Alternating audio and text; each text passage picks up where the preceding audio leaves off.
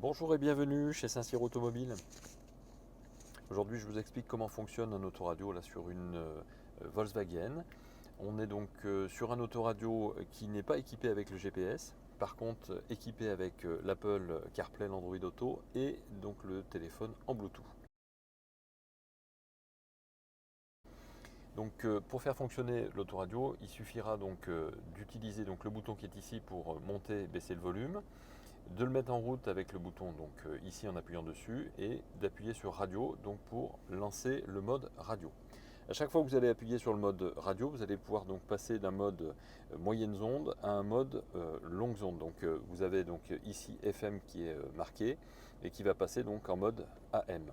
Donc AM, hein, c'est les anciennes ondes. Après donc FM, donc c'est les modulations de fréquence. Donc c'est là où on va retrouver donc le plus de radios standardisées. Vous avez donc ici un petit onglet qui vous permet de voir donc les stations par ordre alphabétique. Donc les stations qui ont été classées par ordre alphabétique parce qu'ici c'est marqué alphabet. Si jamais c'est marqué groupe ou genre, vous allez avoir un réglage donc différent. Si jamais par exemple vous voulez aller sur Chéri FM, vous lancez donc Chéri FM tout simplement en cliquant dessus. Vous revenez en arrière. Si Chéri FM n'apparaît pas par exemple ici dans les présélections, à ce moment-là vous allez pouvoir appuyer longtemps et vous allez voir que ça va effectivement faire changer l'icône ici et donc Chéri FM sera désormais présélectionné en numéro 1. Donc ça c'est pour trouver donc les stations, mais vous pouvez le faire de façon manuelle, c'est-à-dire que de façon manuelle, vous allez pouvoir ici chercher de façon manuelle les ondes parce que vous connaissez la fréquence. Si vous utilisez les flèches du bas, vous allez donc faire ça de façon manuelle. Si vous utilisez les flèches du haut, vous allez faire ça de façon automatique, c'est-à-dire que la radio va s'arrêter d'elle-même sur ce qu'elle peut capter de meilleur. Donc ça c'est la fonction aussi donc pour la radio. Donc si vous rappuyez donc sur radio, vous passez de mode FM à AM.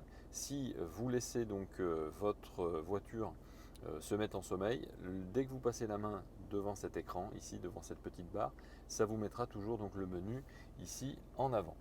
Lorsque vous avez ce menu en avant, vous allez pouvoir ici donc changer les réglages. Les réglages donc de la tonalité. Donc tonalité c'est d'abord les volumes.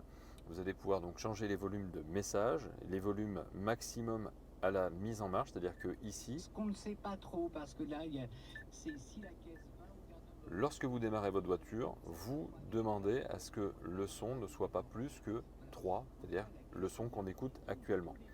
L'adaptation du volume, c'est une adaptation qui vous permettra en fait de régler le volume de la voix ou de la radio en fonction de la vitesse de votre voiture. Donc ça veut dire que plus vous roulez vite, plus il y a du bruit ambiant, plus il y a du bruit ambiant, plus votre voiture va augmenter le volume naturellement. Donc vous ne serez pas obligé, vous, de régler finalement le volume de votre radio, ça va se faire tout seul. Volume des auxiliaires, donc vous pouvez aussi demander à avoir un volume moyen ou fort pour les auxiliaires. Les auxiliaires, c'est pas la radio, c'est justement la carte SD, la prise jack ou le CD. Réduction volume info divertissement, c'est-à-dire que lorsque vous êtes en train de manœuvrer, vous avez donc les radars de recul qui vont se mettre en route et donc ça fera baisser le niveau sonore de la radio pour vous permettre de bien entendre en fait la manœuvre de stationnement. Donc voilà pour ce qui est donc des réglages de volume. Vous faites marche arrière et vous allez pouvoir régler donc ici les basses et les aigus. Il vous suffira soit d'appuyer donc sur le bouton ici, soit d'utiliser donc le curseur ici et vous réglez donc les différentes fonctions. Balance fader, donc c'est avant-arrière, gauche-droite. Vous allez pouvoir donc pareil aller à gauche ou à droite avec votre curseur ou alors le faire ici en recentrant complètement. Et le son sur l'écran tactile, c'est ce qu'on est en train d'entendre à chaque fois qu'on utilise l'écran tactile. Ça fait une petite tonalité pour valider le fait qu'on est en train de toucher l'écran. Pour les touches fléchées, alors les touches fléchées, c'est quoi? Alors je vous montre d'abord, pour que vous compreniez bien, c'est ces touches-là. Les touches fléchées, donc c'est les deux touches qui sont à droite et à gauche de l'écran. Là, vous demandez à ce que ces touches fléchées soit le changement de liste de stations. Ou alors vous demandez de passer d'une mémoire à une autre, parce que vous avez mémorisé des stations et ça va passer juste d'une mémoire à une autre. Je vous conseille de mettre liste de stations, puisque comme ça vous permet de trouver d'autres stations que vous n'avez pas mémorisées. Radio-guidage, si vous enclenchez ici le radio-guidage, ça veut dire que votre voiture, si elle est sur un réseau France, France Info, France Musique, etc., ça ne marche pas sur énergie, mais ça vous donnera l'information routière, ça coupera la radio, ça coupera le CD, ça coupera l'USB pour vous mettre les informations routières. Ici, vous pouvez supprimer la mémoire. Vous vendez votre voiture et vous dites, moi je veux supprimer toutes les mémoires que j'ai sur mon poste autoradio. Et à ce moment-là, vous allez dans la petite corbeille ici et vous demandez à tout supprimer. Ça, c'est une possibilité. Ensuite, le logo des stations, vous allez pouvoir intégrer aussi donc, les logos de stations vous-même ou les supprimer. Radiotext, c'est coché. Si vous êtes sur une radio qui vous donne la possibilité de vous donner le nom de la musique que vous êtes en train d'écouter, à ce moment-là, vous aurez donc la radiotexte, donc le morceau sera affiché. Et réglage étendu, c'est pour donc demander à ce qu'il y ait une mémorisation automatique des logos des stations, c'est-à-dire que quand vous allez recevoir une station sur votre autoradio, il y a aussi un logo qui va vous être envoyé par la station, et donc vous demandez à ce que votre voiture mémorise automatiquement le logo. Ensuite, vous avez donc région logo station, donc pareil, vous pouvez donc faire automatique ou régler sur France. Le changement des fréquences automatiques, donc ça c'est tout simplement ce qu'on appelait avant le RDS, mais donc le RDS maintenant c'est régional, c'est-à-dire que le RDS au niveau des radios locales va être mis en route. RDS c'est recherche des stations, c'est-à-dire que vous êtes sur Chéri FM ici à Annonay, vous partez sur Paris, c'est pas la même fréquence, mais votre voiture va capter et va rechercher la station, toujours pour que vous puissiez l'écouter et ça changera de fréquence automatiquement sans que vous ayez besoin de le faire. Et bien donc le changement donc, de fréquence se fait de façon automatique pour le national ou pour le régional. Donc là on a fini donc, pour ce qui est de la radio.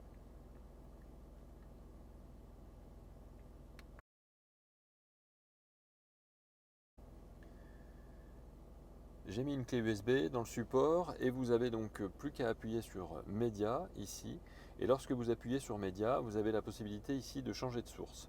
Là par exemple on est sur une source Bluetooth, mais si on change de source, on va demander à ce moment-là donc à faire fonctionner l'USB.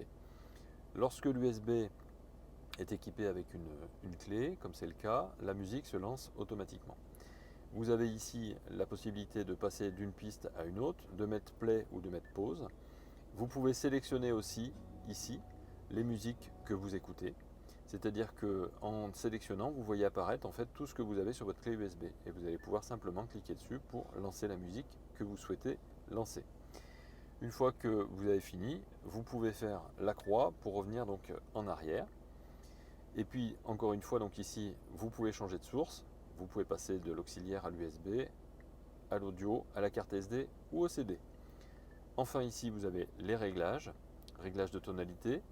Là, je vous l'ai expliqué dans la radio, donc je ne vous le réexplique pas. Vous avez le mixte, ici donc mixte, repeat, sous dossier inclus, c'est-à-dire que quand vous avez coché ça, vous avez la possibilité effectivement de faire des répétitions ou de faire un shuffle, une lecture aléatoire. Dans le Bluetooth ici, vous allez pouvoir rechercher un appareil en Bluetooth pour pouvoir lire la musique depuis le Bluetooth. Ça, je vous ai fait une vidéo sur notre page YouTube que vous allez retrouver dans lequel je vous explique comment associer un téléphone portable, comment l'utiliser en média. Ensuite ici, vous pouvez retirer correctement donc, votre clé USB en appuyant sur ce bouton comme sur un ordinateur. Vous allez pouvoir sélectionner donc l'appareil, donc vous allez pouvoir retirer la carte SD ou la clé USB. Et pareil, radio guidage ici, donc si c'est coché, lorsque vous êtes sur un réseau France Info, France Musique, France Isère, etc., à ce moment-là, vous demandez aussi à ce que votre voiture coupe le CD, coupe l'USB ou le Bluetooth pour pouvoir mettre l'information routière. C'est lorsque c'est coché ici. Donc voilà pour ce qui est du média.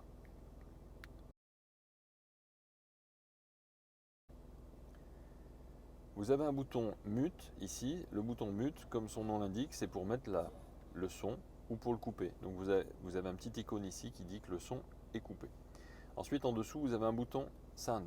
Sound c'est pour faire les réglages de tonalité. Ici, vous avez le bouton quart. Le bouton quart, c'est un bouton qui va vous permettre d'avoir l'ordinateur de bord. L'ordinateur de bord, donc, qui vous permettra de savoir combien de kilomètres il vous reste avant de faire le plein, par exemple. La consommation que vous avez fait sur votre véhicule, sur une courte durée ou sur une longue durée.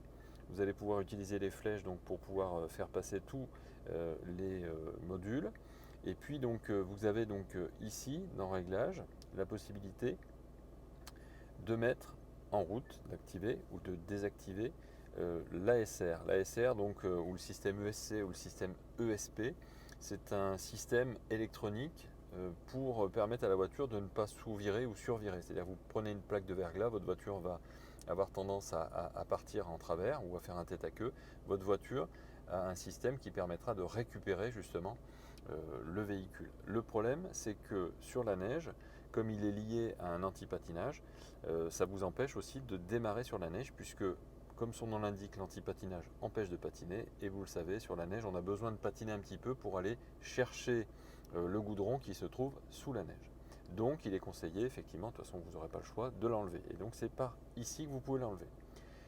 Ici vous avez le bouton pneu. Pneu qui vous permettra, ici en appuyant sur 7, de valider la pression des pneus actuels comme étant la bonne pression. Alors faites-le que si vous avez bien fait la pression des pneus au préalable. Et à ce moment-là, le fait de valider vous permettra en fait de demander à la voiture de prendre la pression des pneus actuels comme référence. Et comme ça, si vous avez une perte de pression, votre véhicule va vous signaler que vous avez une crevaison. Si vous avez des pneus d'hiver et que vous voulez être alerté à une certaine vitesse, vous cochez la case qui est ici et ici vous allez pouvoir donc mettre la vitesse maximale à laquelle vous ne voulez pas rouler au-delà. Donc ça, on peut faire marche arrière avec la petite flèche qui est ici. Ici, on a les systèmes d'aide à la conduite avec la détection de fatigue. Donc si votre voiture commence à rouler un petit peu de travers ou faire des à-coups, à ce moment-là, votre voiture va vous dire que vous êtes en train de vous endormir. Vous avez ici le stationnement et la manœuvre. Donc là, c'est pour les réglages sonores du parc pilote. C'est-à-dire que vous avez des radars de recul à l'arrière et à l'avant. Vous allez pouvoir d'une part monter ou baisser le son du volume. D'autre part, la hauteur du son, c'est-à-dire que vous allez pouvoir changer la fréquence de son pour demander à ce que, à l'avant ou à l'arrière, vous n'ayez pas le même son pour bien faire la différence lorsque vous êtes en train de faire une manœuvre. Là, vous pouvez faire marche arrière aussi et vous choisissez l'éclairage avec les clignotants confort. Lorsque c'est coché, vous avez des clignotants qui sont en route lorsque vous, bien sûr, vous baissez le commodo complètement, mais le fait de faire une impulsion sur le commodo vous donne la possibilité d'avoir 3 coups de clignotant et après ça s'arrête.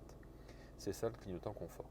Éclairage d'instruments donc et de commandes, et là vous allez pouvoir donc demander à avoir un éclairage plus ou moins important au niveau de votre tableau de bord. Je fais marche arrière, vous avez les essuie-glaces et les rétroviseurs.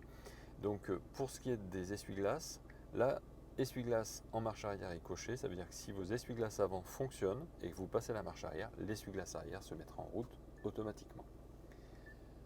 Ouverture et fermeture. Quand vous cliquez là-dessus, vous avez le déverrouillage des portes. C'est-à-dire quand vous appuyez sur la télécommande pour ouvrir votre voiture, vous ouvrez toutes les portes.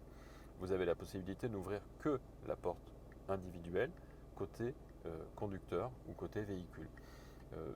Pour les Parisiens, par exemple, qui ont tendance à se faire braquer les choses dans leur voiture, ça permet de n'ouvrir qu'une seule porte à la fois. Et donc verrouillage automatique, dès que vous roulez, votre voiture va se fermer toute seule. Combiner instruments, vous allez pouvoir donc choisir sur l'ordinateur de bord de faire apparaître la durée du trajet, les consommations actuelles, donc en lecture directe, les alertes de vitesse si vous le souhaitez. Vous pouvez réinitialiser les données de conduite, c'est-à-dire que là tout à l'heure on a vu qu'il y avait des données de conduite. Si on réinitialise ici, on aura les données de conduite qui seront remises à zéro. On peut aussi réinitialiser toutes les données de conduite, celles qu'on a vues tout à l'heure qui étaient en longue durée, c'est-à-dire les consommations de votre voiture sur une longue durée. Si vous voulez le remettre à zéro, vous pouvez le remettre à zéro grâce à ce service. Enfin, vous avez donc la date et l'heure que vous allez pouvoir donc modifier. Si vous souhaitez donc changer la date, il vous suffira d'appuyer donc sur la date et puis de modifier donc la date ici. Si vous souhaitez changer l'heure, c'est la même chose, vous allez sur l'heure et puis vous changez effectivement l'heure de façon manuelle. Vous pouvez demander un passage automatique en heure d'été. Vous choisissez votre fuseau horaire. Nous, on est sur GMT 0 par exemple ou GMT plus 1, donc en fonction de l'heure d'été ou de l'heure d'hiver. Vous pouvez choisir le format effectivement de votre date, si vous voulez que ce soit un format français ou un format à l'américaine. Voilà toutes les possibilités que vous avez.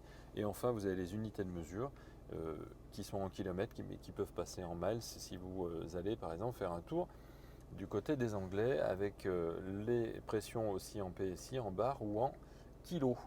Voilà, c'est un choix personnel, mais c'est ici. Et enfin, service, si vous cliquez là-dessus, vous avez le numéro de châssis de votre véhicule, c'est pour ça que je ne vais pas cliquer dessus, mais en même temps, vous avez aussi les données de révision, c'est-à-dire combien de kilomètres il vous reste à faire avant de faire la prochaine révision.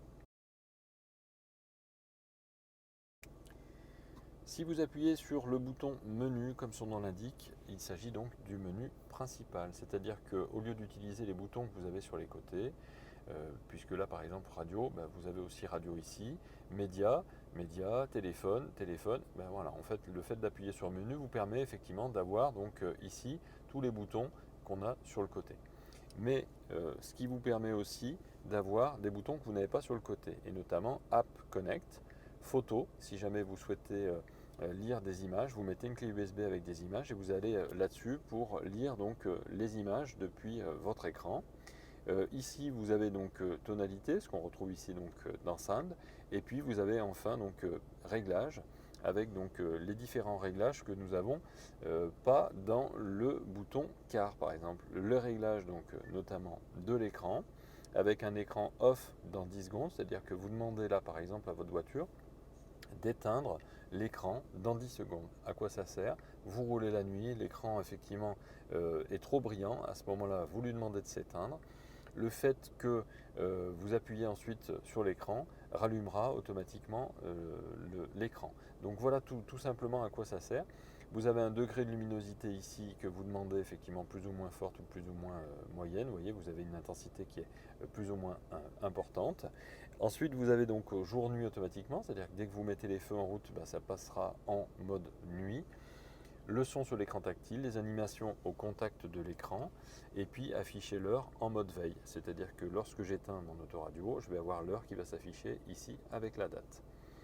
Donc on va appuyer sur menu pour retourner sur les réglages. Vous avez donc ensuite donc l'heure et la date. Là on les avait tout à l'heure dans le bouton quart, mais on peut l'avoir donc en lecture directe ici et vous avez le même fonctionnement. Le langage, puisque vous allez pouvoir choisir donc la langue effectivement d'utilisation de votre véhicule.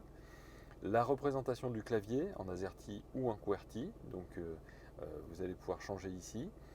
Je vous ai dit QWERTY mais c'est en ABC. Vous avez les langues du clavier supplémentaires, vous allez pouvoir choisir aussi d'autres langues parce que vous avez des langues sur le clavier qui sont en cyrillique. Donc vous pouvez choisir donc le cyrillique. Les unités de mesure, on a vu tout à l'heure donc pour changer de kilomètres en miles ou de bar en PSI par exemple.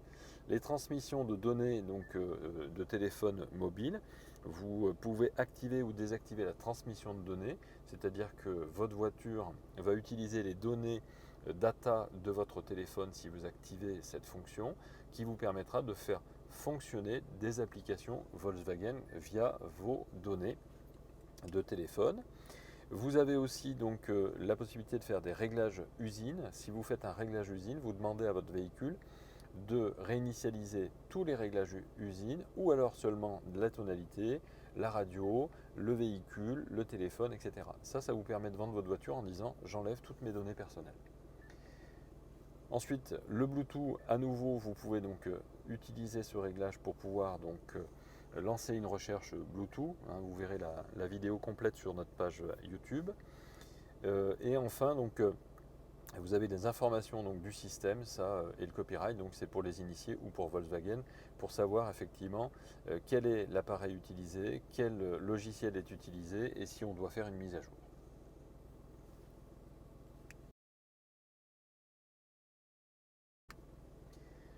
Donc on a appuyé sur le bouton menu et on peut aller donc sur application Connect. Lorsqu'on est sur application Connect, apparaît ici donc en grisé Android Auto, Apple CarPlay et MirrorLink. Moi ce que je vous propose c'est que je vais vous expliquer d'abord comment fonctionne Apple CarPlay, c'est le plus simple.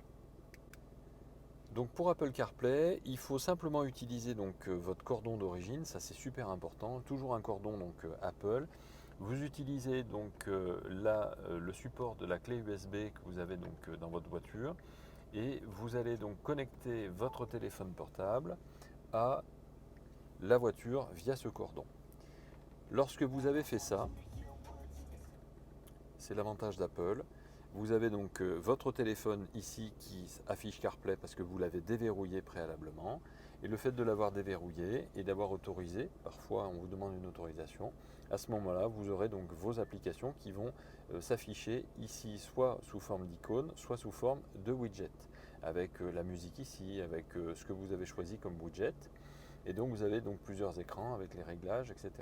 Donc toutes les applications qui sont compatibles avec Apple CarPlay seront ici. Donc si vous voulez envoyer un message, vous appuyez sur message, vous appuyez ici et Siri va se mettre en route pour pouvoir vous demander à qui vous envoyez le message et le message que vous voulez mettre dedans.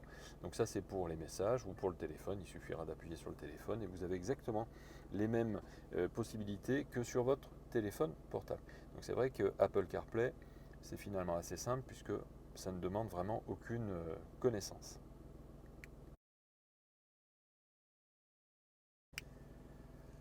Pour Android Auto, alors là c'est un tout petit peu différent. Vous allez toujours utiliser le cordon d'origine, toujours j'insiste là-dessus tout le temps, parce que si vous n'avez pas un cordon d'origine, vous risquez d'avoir des données data qui ne sont pas aussi fluides et du coup ça risque de ne pas fonctionner. Vous mettez votre cordon d'origine sur la prise USB et ensuite vous allumez votre téléphone portable et surtout vous le déverrouillez. Une fois que vous avez fait ça, vérifiez bien que votre application Android Auto est bien téléchargée sur votre téléphone. Android Auto, c'est ce petit onglet ici avec cette petite flèche Android Auto. Vous avez donc branché votre téléphone via le cordon, ça c'est important, et puis donc vous attendez effectivement d'avoir une information soit depuis la voiture, soit depuis l'écran de votre téléphone.